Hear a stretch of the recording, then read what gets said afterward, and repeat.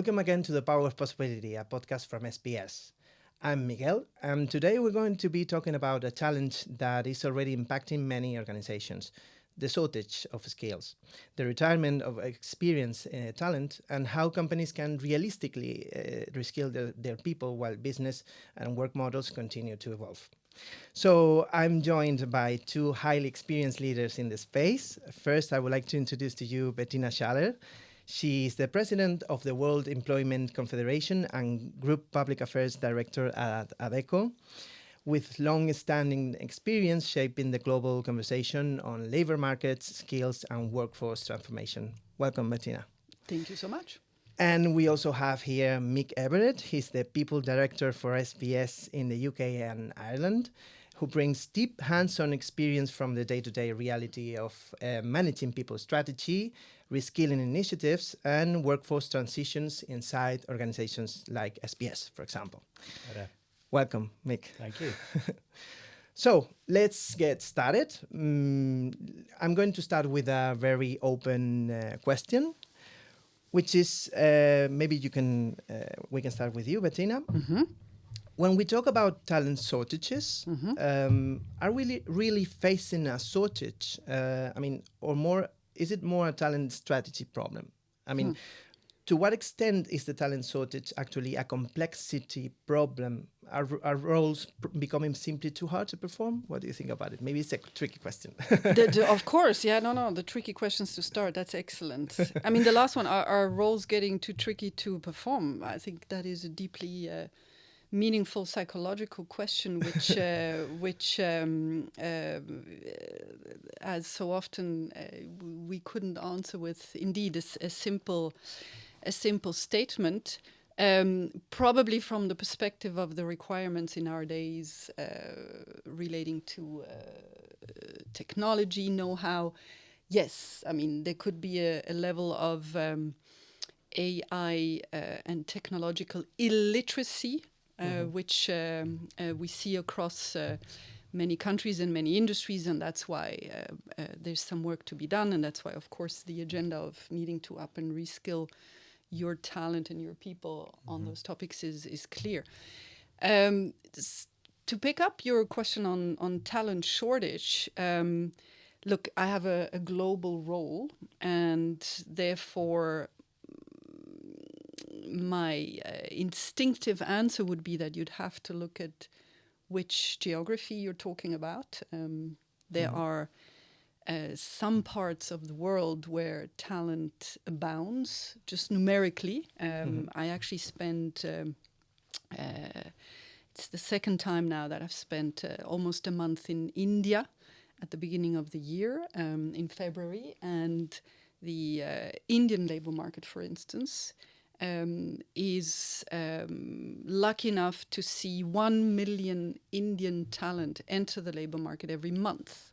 Wow. So that's 12 million people. That's true. So if you talk about talent shortage, obviously in India, I think they'd look at you funny. They've got other types of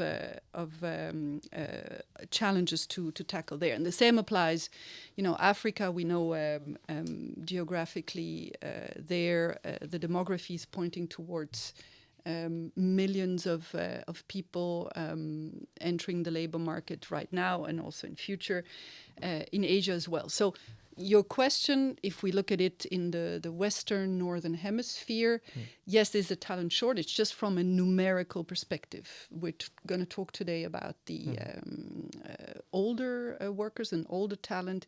Clearly, demography is a factor, and we've been talking about this for many years, but now it is happening.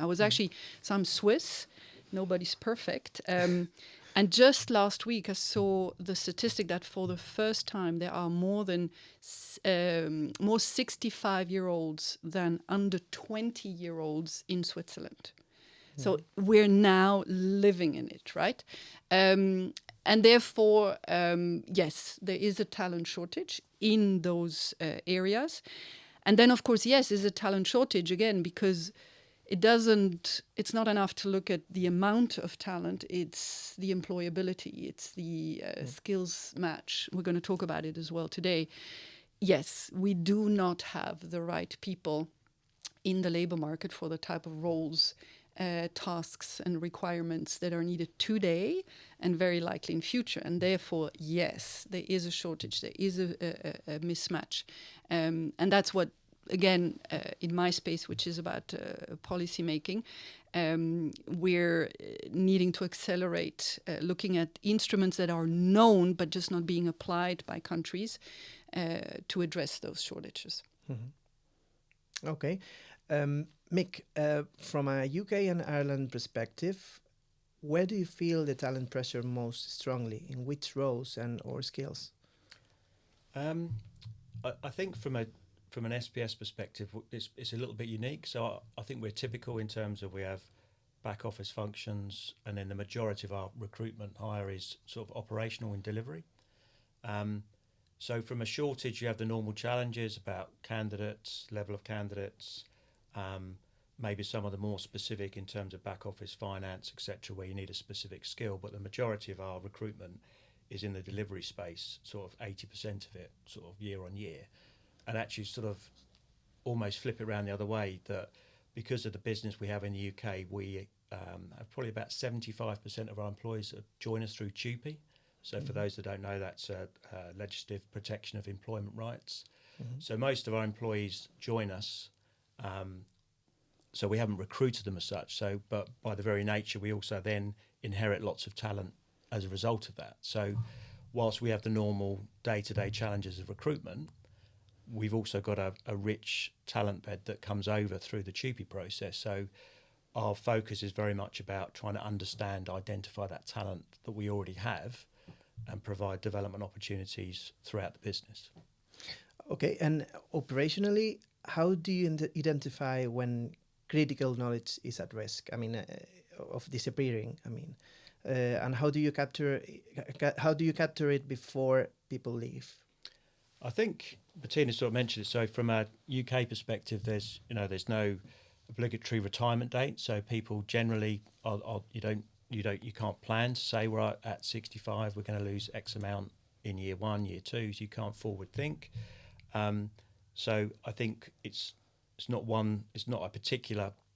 I guess it's a combination of processes. So as an example, we have annual talent days. That's across the business within SPS.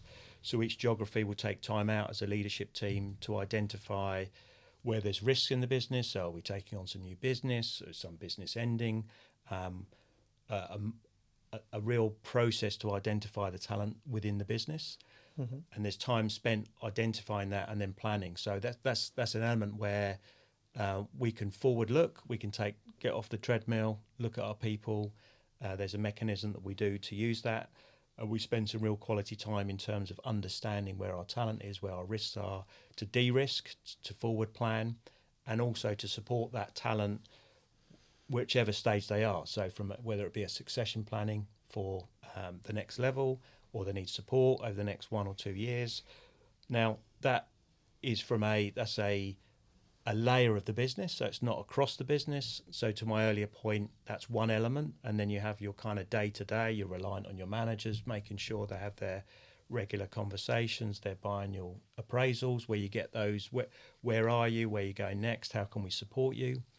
As a business, we have an academy, so we offer the opportunity for people to put their hands up, either formally or informally. What support can we give them? So I guess coming back to the question, it's a combination of different processes, and but making sure people within the business, both people responsible for teams, understand where they can get that support, and also people in the business understand how can they develop within the business, so we can support them.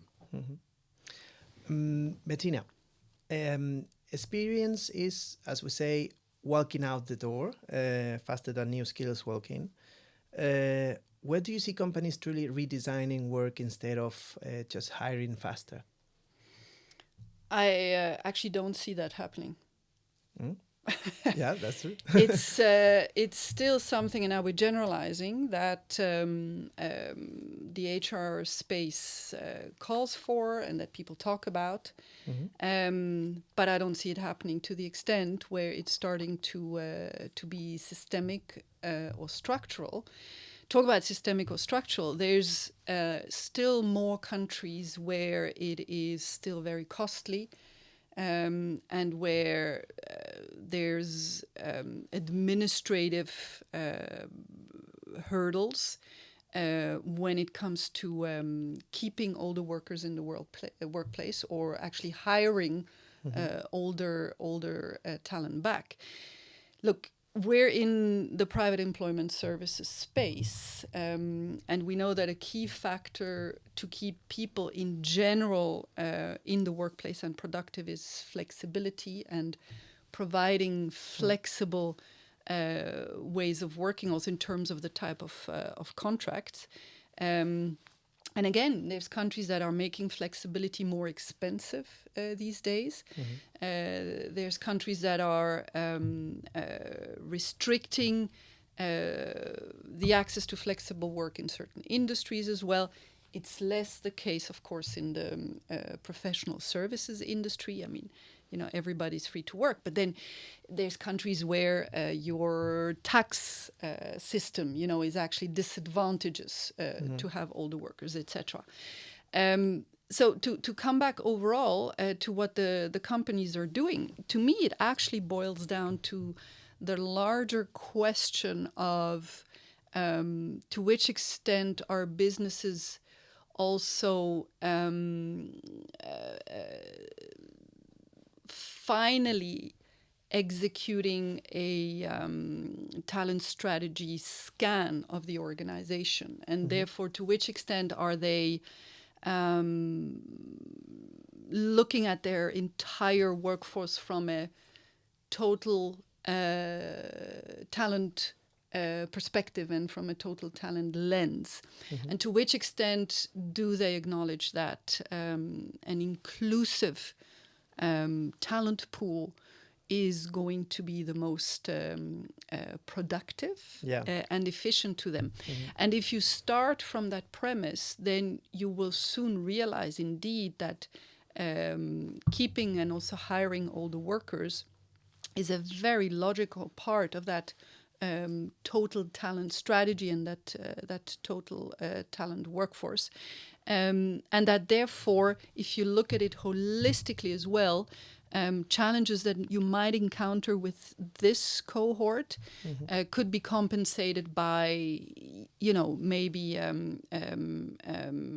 less complications that you encounter by working or hiring with other types of talents.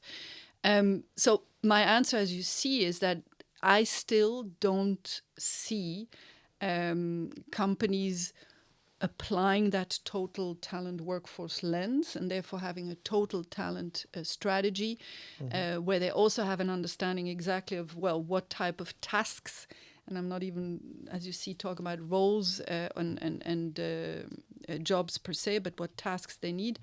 And therefore then be able to segment and to direct their approach towards now one specific cohort. We've probably got 4 generations working for us now. Absolutely. Actually, we have 5 now. Yeah. So we've already got the next generation that is entering the labor market. So it's 5. Yeah. And you know what? I'm going to encourage every organization to employ the 5 generations. Yeah. All the data we have out there will tell you that it's going to help your business, right? Do we have the measures in place for all? Well, we should, but companies are not doing it, right? Yeah, and we, back to what we're saying, the challenge, but also a positive of TUPE is that, we inherit a lot of people into our business that have worked for other business for a long time, so they bring a fantastic amount of knowledge. And then the blend of bringing in new recruits that can leverage that understanding, both in terms of the day-to-day process, but also the wisdom of someone who's been in that environment, corporate otherwise, is really, it's very powerful, and we need to kind of leverage that. But yeah, back to your point around the generational thing's very much happening in our business today. And I mean, the one thing is bringing in those different generations to work, but we probably, it's obvious, but we always have the client in mind. And clients these days are of all ages as well. We are providing talent to businesses that more and more are catering for, well, older workers and obviously younger workers. So again, we're in a professional services space here. The financial services industry is very interesting. We now have the biggest generation of people, again, leaving the workforce, which means they have a completely different behavior when it comes to their finances and the type of financial products, which comes back to organizations needing to hire people who have an understanding of this cohort, you know, consumers of financial services that are, I guess, retired or of an older age. So you have an interest in having, as a financial services industry company, people of that age in your organization, so that you can speak towards that age group as well. So it's just that awareness of how the world of consumers as well, obviously, because of demographies getting older, and therefore for any business that serves this market, you have an interest in having older workers speak and producing products and offers for that type of consumer base. Now that you were talking about demography, across Europe and the US, probably CEOs underestimate some drivers of the talent shift, right? Demographics, rapid scale shift, expectation, jobs complexity, etc. From your global perspective, which of these factors do CEOs most consistently overlook, and why? I don't think they overlook it. I think, you know, the CEOs I talk to, they're acutely aware, right, of what the challenges are out there. The difficulty, again, is to translate it back into actionable measures at the company level. And here, I mean, there's no denial. Your workforce strategy, and I'm coming back to that point, this is a very complex animal, and it's an animal that has historically been seen as a procedural, burdensome, very costly animal that was left with experts, obviously in the people domain. Who obviously tried their best, but again, it was what I'm trying to say here, actually very often detached from the business and the business needs and the business reality. So the shift, and we've seen that since COVID, where HR directors, CHROs, people directors have been catapulted into the strategic discussions at the company level, because the realization that, well, if you don't have the right people who are working in the right conditions under the right frameworks, then you're not going to be able, obviously, to deliver the products. Again, it's been talked about for a long time, but COVID accelerated that closeness that is needed between your people strategy and your business strategy. Now, the latest disruptor in that space is technology, with notably the agentification, where obviously, there's big headlines around agents taking on tasks. What it means, and Mark Benioff 2 years ago was the first one to say that we're the last generation of leaders to only lead humans, because from now on you're going to have to lead humans and agents. Some time has gone by since then. Where I stand now is I actually struggle to not even compare, but to put an agent at the same level as humans, because we are right now very far away still, and I don't want to actually humanize an agent, which is just a tech whatever software thing. But to come back, so because of now technology, again, back to the CEOs, they have no choice than to get a full understanding of the tasks and the roles that need to be performed in their organization, and then to allocate the right resources to that. And I say here human resources with the uttermost respect for the human side of things. And it could well be that, of course, an agent or technology can take on that role. But it's still, by the way, in most organizations, it's humans who take on that role. And then the question is, okay, does this human have to sit, first of all, in the same country as the organization? Does the human have to be employed on a long-term, open-ended contract? Can the human be sitting, well, in India or in Africa, which means it's very likely employer of record, contract or a statement of work or any type of other contract. Do I get talent in via project work, et cetera, et cetera? And so all these elements, I believe, CEOs have on their mind these days. And what I'm looking forward is the day when, they will have the courage, I guess, and the discipline to dig deep on making that analysis, and then from there on taking the decision on what the best workforce mix is for their business. Good point. You make a good point on that. On COVID, the change and where that couldn't possibly be done like remotely, but the necessity of people physically not being able to get into places kind of really lifted the lid, and we can actually do it. So. COVID, for many reasons, flexible working, that's kind of the first or second question people ask when they want to join a company is, can I work from home? Is it hybrid working? But yeah, in terms of the solutions, COVID really kind of ripped that apart and said, because we need to do this. Historically, we couldn't possibly do it for security, but necessity found a way. So that's kind of really opened things up.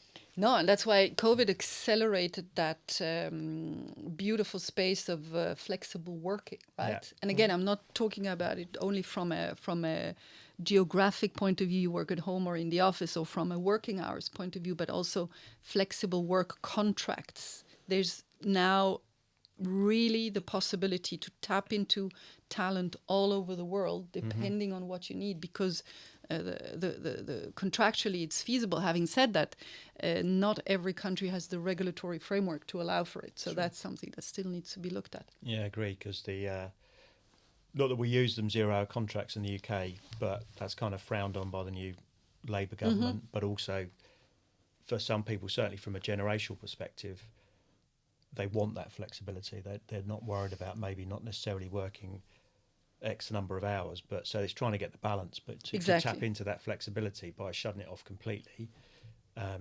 you've shut off an experienced, mature workforce. For instance, For example, exactly that. Yeah. Going back to the technology point of view, I mean, to the disruption. This is a general trend right now. I mean, bloody hell. Sorry. How companies are facing the reskilling of employees. Sometimes I have this concern about if we are we training people for jobs that may disappear in the future? Like, if that could happen, how should companies face that? Like, this is constantly evolving. May I take this one again? I love this question. And obviously, my first reaction is, of course, we're training people for jobs that are going to disappear. I mean, this is obvious, right? Do we therefore need to stop training them right now? No. This might sound counterintuitive for, anybody in business who's now putting the economic value of, the cost of training out there. Look, I'm really, really, I'm going to say it, losing my patience with any business and any organization that doesn't understand the importance of training your people. And it shouldn't be seen as a cost. It is an investment. So whatever, if you're not doing it, you're bringing forward wrong excuses. I am sorry. and you're making the wrong choice. Now, I understand that if you're putting all the investment up into training people, you want to make sure that there's, a certain longevity, right, to what the training curriculum looks like. So it's up to you to be smart about it. And do we know today which jobs are going to disappear? No, we don't. And that's why just, accept the assumption it could be that in a few years that particular job is not going to exist anymore. But actually the act of training, the act of skilling, the act of, also just building the muscle in your workforce of training is so much worth it. And by experience, the moment you train and empower anybody in your cohort, you're actually going to increase engagement, you're going to increase retention, you're going to increase the readiness of that specific talent to, I said engagement already, but engage in a way that same person that is benefiting from that supposedly non-future training course can make a suggestion of, maybe knowing that, these tasks are slowly vanishing in the organization, you want to redraft your curriculum, etc. So I think you get the gist of what I'm trying to say here. Let's just stop, of being worried of jobs disappearing and therefore finding ourselves in a paralysis where we end up doing nothing and where this is, again, I'm sorry, an excuse for doing nothing. Get active, build the training curricula and materials for your people, and value your people by just also showing to them that you're investing in them. Mick, taking back to reskilling programs, from your perspective, when you took at this kind of reskilling programs that work in, for example, in your teams, what made them successful? Design, leadership support, communication? I'd probably change the terminology from reskilling to upskilling. So I think that's right. There's kind of different strands here. So we're an outsourced business. So I think you made a point earlier in terms of generational. It's not just about generation, but from an outsourcing perspective and development opportunities, certain groups of people may have been, you mentioned banking, so might work for a bank for 20 years in office or offices. So as a business, we have 200, 300 clients in different offices. So in the same space, so we can provide them the opportunity. Maybe they've been looking, too concerned or too worried to make the leap outside of that business. So I think from an outsourcing perspective, that gives opportunities for those that come over to us through our TUPE. So you used to work here. There's loads of opportunities within the business, maybe doing the same job or the next step up for you. How can we help you get there? So, and then back to my earlier point, really around just having different programs. So again, in terms of upskilling, so we have a couple of programs globally and locally. So locally, we call it the Employee Development Program. To your point about investing in training, we've expanded that. And I think whilst we always had a training budget, I think there's a reality that the apprentice levy that was introduced effectively as a tax has forced businesses to rethink how they can utilise it, because you kind of use it or you lose it. So I think we've with our development program now, both what we had in terms of our existing budget plus the opportunity to tap into the courses available, we've expanded that training. So to your point, in terms of we identify the talent, we offer the programs for people to put their hand up, saying I want to get on. There's a formal process, and then it's about a blend of, to your point, some mentoring, some coaching, some formal training, whether that be qualifications or through the levy, some qualifications that we can help support them. They might be starting their management journey, taking the step up, giving them good grounding, something they can refer to, they can use day to day. So I think back to your question, it's not necessarily about, right, we need to reskill. I think it's a continual upskilling, both in terms of, right, we do our talent day, we need to focus on probably a smaller group of people because there's more risk and there's more influence for those people. And then the general employee base, they understand that there's development programs available both globally and locally. And then there's also some sponsorship. I mentioned coaching, so there's some focus with our sort of focus on diversity and inclusion, that where are people from social economic backgrounds that perhaps have been concerned about putting their hand up or getting on. So again, building programs that people can see their aspiration, they can get on, and there's a mechanism for them to do that, and there's a support network for them to do that. So it's not necessarily reskilling, it's an upskilling that's continual through a development. We very much want people to join us, whether that's through direct hire or they join us through TUPE, but they can see, I guess, a pathway, but also an opportunity. It's not, because we're sort of almost like 300 businesses within one, because we're outsourcing businesses. So that's a pro and a con. So some feel more affiliated to working at ex-banking client rather than to ourselves. But I think as a business, it's upon us, to your point, making sure they understand that we're there to invest in them. That may not be a monetary course, it may be a mentor, it may be a coaching, maybe a profile. But that's very much something that's a continual thing through the business.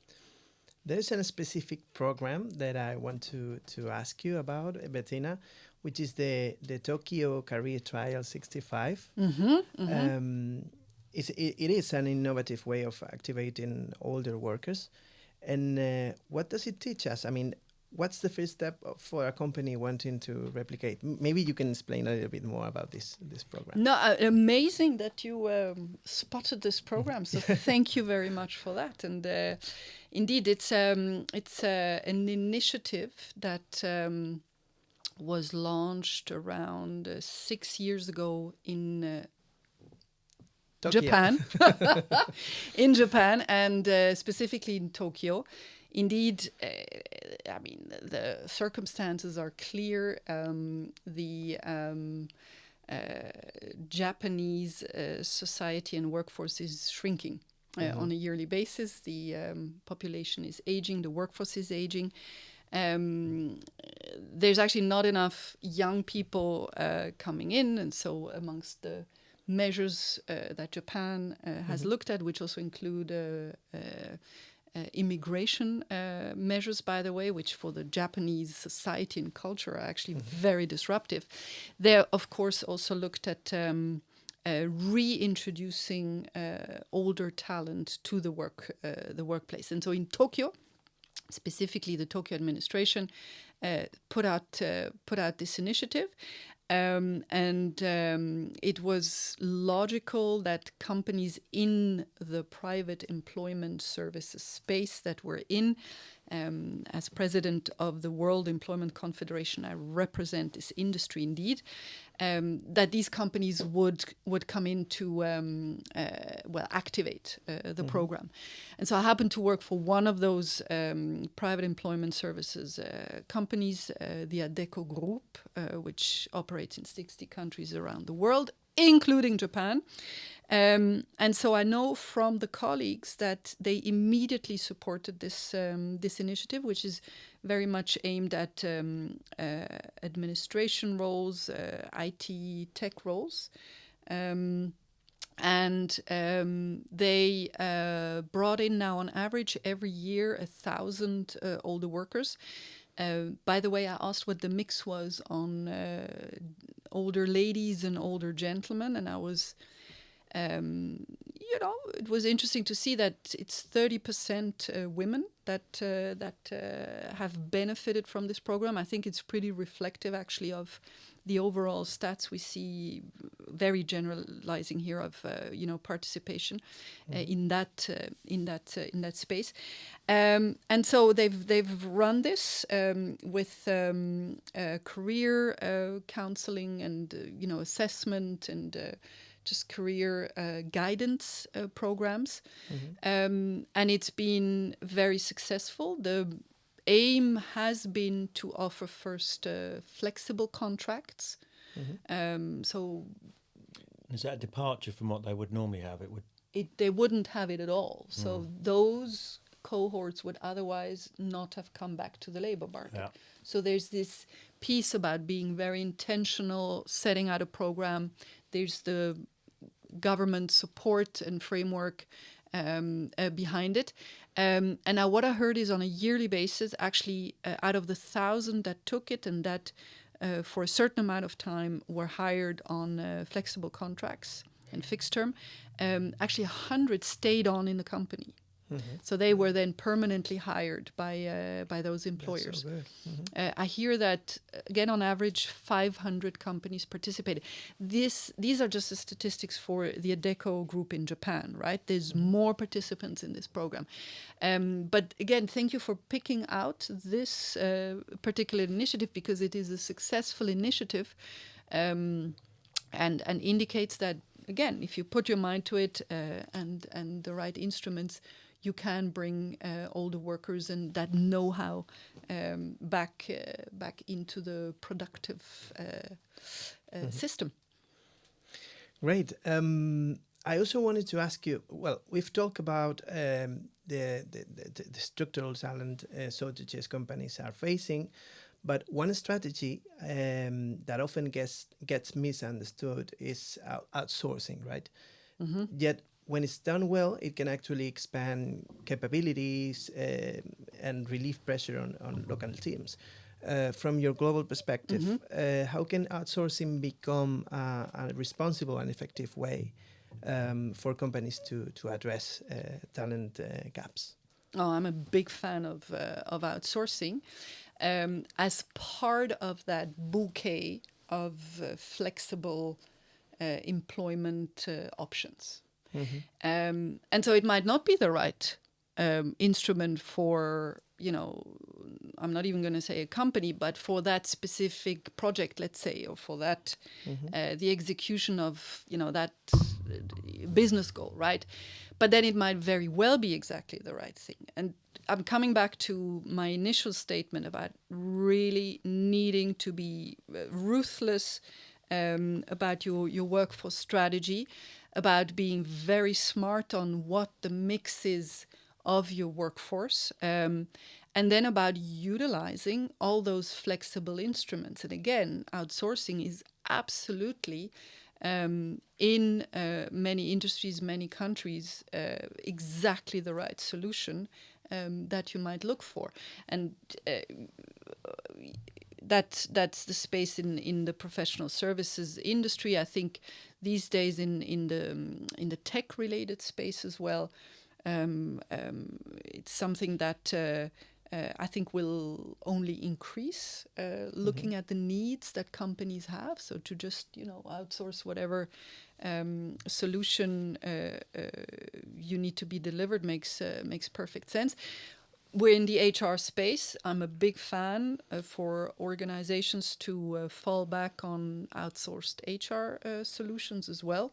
That's, exponentially better than not doing anything or doing something in-house wrong. So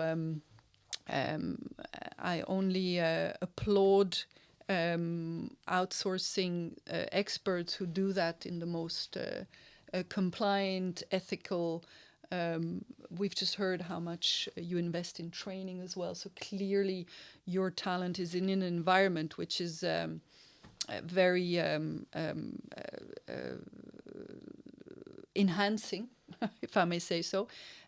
So from my perspective, one of the future ready instruments that companies and therefore also governments need to foster. Yeah, and I think I mentioned it earlier. I mean, from an outsourcing perspective, every contract that we win that involves a cheapie, obviously there's change, there's concern, there's what's going to happen. Depending on, some people may be first generation, fourth generation cheapie. So, but from an outsourcing perspective, certainly from an HR, I'm very much an advocate and in promoting the opportunities that it presents. Now, that can sound like a great tagline when you go in and you talk to people, but what does that actually mean? But we've got some real evidence that, from a retention perspective, we've got people that joined us through cheapie as from a delivery perspective that have moved up, that have stayed. So there's some real tangible examples rather than me or my team talking about going through a slideshow. There's some real tangible benefits. We had a recent in our enterprise workplace, connected workplace solutions recently, big outsourcing, and yes, there's change, and that, but I think sort of about 35, 40 people have stepped up now, more responsibility. Would they have had that if it remained as the same or not? You could argue, but it does create change, and with changes there are generally opportunities, and we're very much a big advocate of that, because we have to demonstrate that as an outsourced provider adding value. So you kind of just look at it and go, we'll just do it and we'll do it cheaper. That's just not going to work. You've got to innovate and you've got to create, but you've got to articulate that to the people to bring them on that journey. But as long as they know, there's an opportunity for them to be part of that. I'm afraid that we've reached the wrap-up questions. No, we're sticking around. Yeah. So this is a question for both of you. Maybe you can start, Mick. Yeah. So from your point of view, what truly works to retain right now and transfer critical knowledge globally and operationally? Say that again. So What truly works to retain in the end? What truly works to retain the knowledge? I mean, if you have to list like the 3 or 4, or the number that you need of specific points that will help companies to retain the knowledge from those retired employees, what would it be? Yeah, I guess it's an element. So again, from the UK, there's no retirement age. So we don't have an exodus of X amount of employees who reach a certain age every year. So that's good. So that doesn't mean to say that retention is not an issue for us. We work in a competitive environment. So I think probably going to repeat myself a little bit. I think I guess it's demonstrating to the employees that there's a development path, or they feel worth and acknowledged within the business, because they want to hang about, they want to stay, they want to develop. Not everyone wants to get here to here. We want people that are very good at their jobs here, and they can retain that knowledge and share that knowledge. So I think it's probably a combination of employees understanding what opportunities there are to develop, so we can retain that knowledge, they can pass it on through our development programs, through our mentoring programs. So mentoring, even reverse mentoring, which we're going to introduce, but back to the generational, tapping into that experience, life experience from people in the business with others coming into the business, so we can retain that and impart that knowledge within the business. So I don't think there's a single kind of area that I would particularly focus on. We're always promoting development, but also offering support programs which people can tap into. And then, as I said earlier, in terms of a strategic, we have a talent day that will then focus on, okay, so we've got this layer of employees, who would we, using our models, identify as talent? How do we support them? What's coming up in the business? Where do we need specific knowledge? Because we might have to recruit that externally. So it's not just about you're going to have to leverage the external market in certain areas. So that's an opportunity where you can, as I say, strategically look at where you need to go. Are there people in the business could do it within 6 months or 3 years? No, right, we need to go to market and be very sort of focused on that. So I think it's a blend of processes, ethos in the business that are very acutely aware that we need to retain and develop that talent in the business. Mm-hmm. What do you think, Bettina? So I will sign everything that you've just said, and I'll just go that step backwards, or at the more meta level, which comes back to CEOs and leadership making sure that their talent strategy is absolute number one, and that they invest appropriately. What I'm seeing generally is that with the AI hype and the tech hype, there's been, I can't even say the word, farabulistic, or just incredible amounts of investments that have gone into AI and tech. And I keep thinking, if only X% had gone into the workforce and into the people strategy, where would the world be now, right? And where would those organizations be now?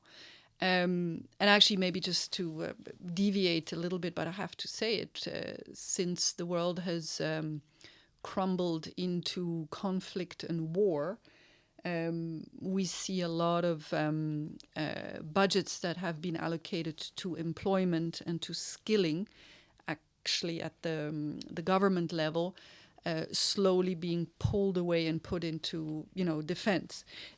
I'm deviating, but it just, and, it's all understandable, but it just brings me back to, in order to execute everything you've mentioned, Mike, and one, again, can't do enough, make sure that you give absolute priority to your people strategy. And then there's one thing which I find fascinating, the lack of communication then around it, as much internally but also externally. I mean, we started with talent shortage, we started with the fact that there's disruption.